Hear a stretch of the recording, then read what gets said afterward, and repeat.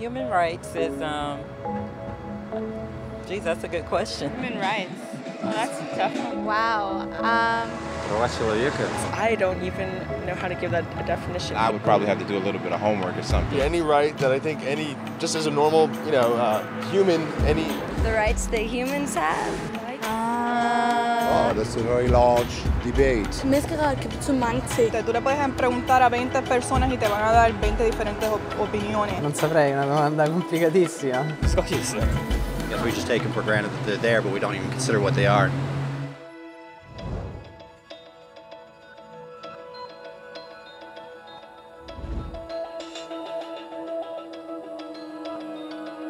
Human rights are the rights you have simply because you're human. It's how you instinctively expect and deserve to be treated as a person, like the right to live freely, to speak your mind, and to be treated as an equal. There are many kinds of rights. Most apply to a certain group. But human rights are the only ones that apply to absolutely everyone, everywhere.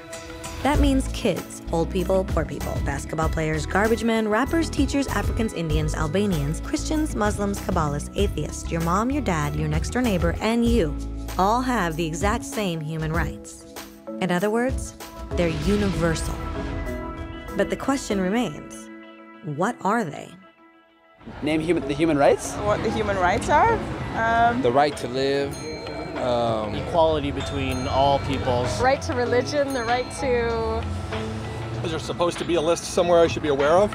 According to the United Nations, there are a total of 30 human rights, which are usually lumped together and called simply human rights. They're all listed out in the Universal Declaration of Human Rights, which is the world's most widely accepted document on the subject. But it was a long time in coming. At first, there were no human rights. If you were in with the right crowd, you were safe. If you weren't, well, you weren't. But then a guy named Cyrus the Great decided to change all that. After conquering Babylon, he did something completely revolutionary. He announced that all slaves were free to go. He also said people had the freedom to choose their religion, no matter what crowd they were a part of. They documented his words on a clay tablet known as the Cyrus Cylinder. And just like that, human rights were born. The idea spread quickly to Greece, to India, and eventually to Rome. They noticed that people naturally followed certain laws, even if they weren't told to. They called this natural law, but it kept getting trampled on by those in power. Not until 1,000 years later in England did they finally get a king to agree that no one can overrule the rights of the people, not even a king. People's rights were finally recognized, and they were now safe from those in power. Kind of. It still took a bunch of British rebels declaring their independence before the king got the point that all men are created equal. Which isn't to say he liked the idea, but he couldn't stop them, and America was born. The French immediately followed with their own revolution for their own rights. Their list was even longer, and they insisted that these rights weren't just made up. They were natural. The Roman concept of natural law had become natural rights. Unfortunately, not everyone was so thrilled. In France, a general named Napoleon decided to overthrow the new French democracy and crown himself emperor of the world. He almost succeeded, but the countries of Europe joined forces and defeated him. Human rights was again a hot topic.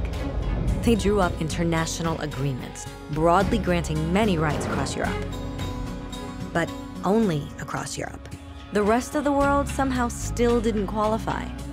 Instead, they got invaded, conquered, and consumed by Europe's massive empires.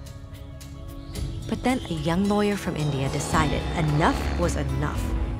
His name was Mahatma Gandhi, and in the face of violence, he insisted that all people of Earth had rights, not just in Europe. Eventually, even Europeans started to agree. But it wasn't going to be that easy. 2 world wars erupted. Hitler exterminated half the Jewish population of Earth in horrifying Nazi death camps. And all told, 90 million people died. Never had human rights been so terrifyingly close to extinction. and never had the world been more desperate for change.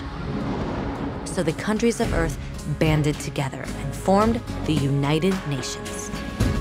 Their basic purpose was to reaffirm faith in fundamental human rights, in the dignity and worth of the human person. But what were human rights? Were they the proclamations of Cyrus, the natural laws of Rome, the declarations of France? Everyone seemed to have a slightly different idea of what human rights should be. But under the supervision of Eleanor Roosevelt, they finally agreed on a set of rights that applied to absolutely everyone. The Universal Declaration of Human Rights. The French concept of natural rights had finally become human rights. So in summary, at first, only a few lucky people had any rights, until one of those guys decided, hey, other people should have some rights too, which was great, except not everyone agreed. And it only took a few thousand years of fighting and declarations and more fighting until everyone finally agreed that human rights should apply to everyone. And they all lived happily ever after. Except for one little problem. If people have the right to food and shelter, why are 16,000 children dying of starvation every day? 1 every 5 seconds. If people have freedom of speech, why are thousands in prison for speaking their minds? If people have the right to education, why are over 1 billion adults unable to read? If slavery has truly been abolished, why are 27 million people still enslaved today? More than twice as many as in 1800. The fact is, when it was signed, the Universal Declaration of Human Rights did not have the force of law. It was optional. And despite many more documents, conventions, treaties, and laws, it's still little more than words on a page. So the question is, who will make those words a reality? I have a dream today. When Dr. King marched for racial equality, he was marching for rights that had been guaranteed by the United Nations for almost 2 decades. But still, he marched. When Nelson Mandela stood up for social justice in the 1990s, his country had already agreed to abolish such discrimination for almost 40 years. But still, he fought. Those who fight today against torture, poverty, and discrimination are not giants or superheroes. They're people. Kids, mothers, fathers, teachers. Free-thinking individuals who refuse to be silent. Who realize that human rights are not a history lesson. They're not words on a page. They're not speeches or commercials or PR campaigns.